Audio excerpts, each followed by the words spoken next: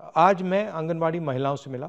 आंगनवाड़ी की महिलाएं देश को चलाती हैं, दिन भर मेहनत करती हैं। नमस्कार भाई और बहनों, आप देख रहे हैं यूट्यूब चैनल परवरिश विद प्रभा सिंह। आंगनबाड़ी बहनें मिली नेता प्रतिपक्ष राहुल गांधी से। आंगनबाड़ी कार्यकर्ताओं के मानदेय वृद्धि के संबंध में की गई बातचीत। आंगनबाड़ी से संबंधित कई और समस्याओं पर भी की गई चर्चा। तो आइए बहनों देखते हैं आंगनबाड़ी संघ से मुलाकात के दौरान क्या कहा श्री राहुल गांधी जी ने। देश को चलाती हैं, दिन भर मेहनत करती हैं, अलग अलग काम करती हैं, इसीलिए इनकी सुनवाई होनी चाहिए, इनकी इज्जत होनी चाहिए। सरकार को इनको इग्नोर नहीं करना चाहिए। सुप्रीम कोर्ट ने 2022 में आंगनवाड़ी वर्कर्स इनका संवैधानिक पद है, उस हिसाब से इनको ग्रेच्युटी लागू होनी चाहिए। और सर 3 साल हो गए हैं, ये सरकार उस बारे में कुछ भी निर्णय नहीं ले रही, सुप्रीम कोर्ट के आदेश को नहीं मान रही है सर। तो ये ग्रेच्युटी सुप्रीम कोर्ट ने जो दिया आदेश, वो इस सरकार से लड़ के हमें लेना है, और उसमें आपकी भागीदारी बहुत महत्वपूर्ण रखती है। दूसरा मुद्दा है कि गुजरात हाई कोर्ट ने बोला है कि आंगनवाड़ी वर्कर्स को परमानेंट करिए, और जब तक परमानेंट नहीं कर रहे हैं तब तक इनको 3 क्लास का वेतन दो।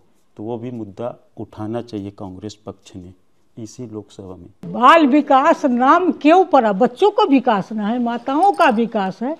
और देश से कुपोषण दूर हुआ कि नहीं हुआ, ये हमारे स्वर्गीय इंदिरा गांधी जी का है, जिस समय के हम लोग शुरू किए थे। आप कुछ कहना चाहते हैं? राशन हम पकाते हैं आंगनवाड़ी सेंटर में, उसका फ्यूल का खर्च जो मिलता था वो नहीं दे रहे। 2-2 साल से जेब से सारा पैसा खर्च हो रहा है। आंगनवाड़ी वर्कर से सुपरवाइजर प्रमोट होने थे 5 साल से, उसका बैन लगा के बेनिफिट कुछ नहीं देना चाह रही है सरकार, लेकिन काम सारा राज्य सरकार वर्कर से ले रही है फ्री में, और अपनी वाहवाही करने में लगे रहते। बेसिकली चाहते हो कि परमानेंट किया जाए जी, और बोनस ग्रेच्युटी दी जाए। ठीक है। न्यूट्रिशन के बारे में 2017 में 8 रुपए देता था सरकार, अभी 2025 8 रुपए किस चीज के लिए? पर लाभार्थी। अभी 2025 में महंगाई इतना बढ़ गई है, 8 रुपए ही देती है। उससे कुपोषण बढ़ता कुछ है, नहीं होता है। बढ़ता है, और कुपोषण बढ़ रहा है, दबा के रखते हैं। सर ये क्या चल रहा है? इसके बारे में, न्यूट्रिशन के बारे में, अच्छा न्यूट्रिशन अगर दे देंगे तो बच्चे कुपोषित नहीं होंगे। ये बहुत बड़ा देश का सवाल है। ठीक है, थैंक यू। आंगनबाड़ी सेविका कांग्रेस की बहुत बड़ी आभार व्यक्त करती है कि आज 28 लाख परिवारों को कुछ भोजन भी मिल रहा है काम करके। और माननीय प्रणव दा जब वित्त मंत्री थे तो 1500 से 3000 रुपया कांग्रेस के टाइम में हुआ था, वो भी बजट सेशन में ही हुआ था।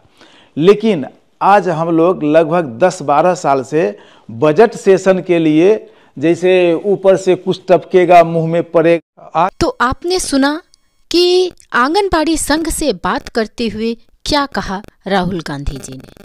यह एक बहुत बड़ी बात है भाई और बहनों कि राहुल गांधी जी ने आंगनबाड़ी संघ से बात की, उन्हें अच्छे से समय देकर उनकी सभी बातों को और उनकी सारी समस्याओं को सुना और अपने विचार भी व्यक्त किए। काश यही बात हमारे प्रधानमंत्री श्री नरेंद्र मोदी जी सुनते, आंगनबाड़ी कार्यकर्ताओं की समस्याओं का समाधान करते तो कितनी अच्छी बात थी। अभी तक देश की सभी आंगनबाड़ी बहनों को उम्मीद थी 1 फरवरी को पास होने वाले बजट से, पर इस बजट में भी आंगनबाड़ी आशा किसी को भी कुछ भी लाभ नहीं दिया गया। तो ये एक विडंबना ही कही जाए भाई और बहनों कि देश भर की सभी आंगनबाड़ी कार्यकर्ती बहनें, आशा बहनें इतना काम करने के बाद भी मानदेय के नाम पर देखा जाए तो उन्हें कुछ नहीं मिल रहा है। हाँ, एक जमाने की बात और थी कि काम बहुत कम था तो मानदेय भी कम था।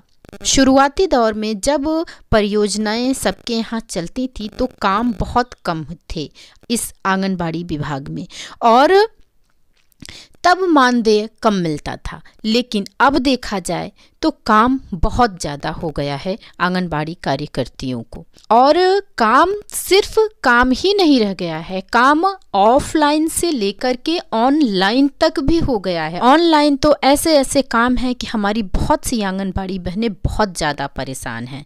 तो ये सारी चीज़ें हैं, बहुत सारी दिक्कतें हैं।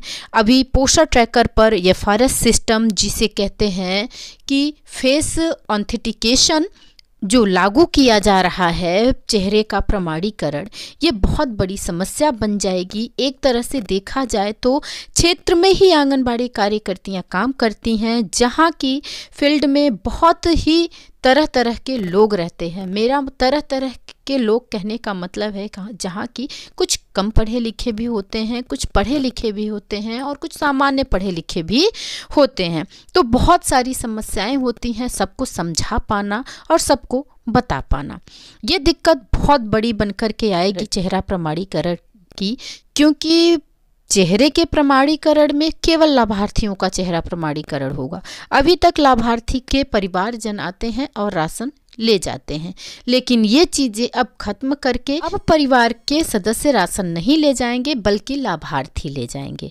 और लाभार्थी में कोई नई बहू है, किसी का बच्चा हुआ है या बहुत सारी कंडीशन है, लाभार्थी जो नई नवेली बहुएं हैं वो नहीं आना चाहती हैं। तो ये सब चीज़ें समस्या बन कर के आएगी और गांव में इतने साल से काम करने वाली आंगनबाड़ी कार्यकर्तियों को बहुत सारी समस्याओं का सामना भी करना पड़ेगा। रीजन ये चेहरा प्रमाणीकरण ही होगा।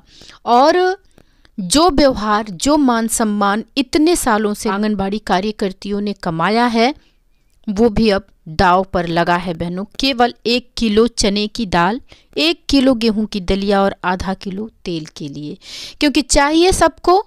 अभी तक तो सामान्य ढंग से कोई भी आता था सबको राशन मिल जाता था, लेकिन अब मजबूरी है, कोई आंगनबाड़ी कार्यकर्ती देगी नहीं राशन और सारे लाभार्थी राशन लेने आएंगे नहीं। तो मुझे तो यही लग रहा है कि ये चेहरा प्रमाणीकरण वाला सिस्टम सरकार को हटाना चाहिए। इससे देखा जाए तो कोई भी भ्रष्टाचार नहीं रुकेगा। भ्रष्टाचार रोकने का ये कोई अच्छा और नायाब तरीका नहीं है। ये केवल तरीका यही है कि आंगनबाड़ी कार्यकर्तियों को उनके फील्ड वालों से लड़ाने की तरकीब सोची जा रही है और कुछ भी नहीं।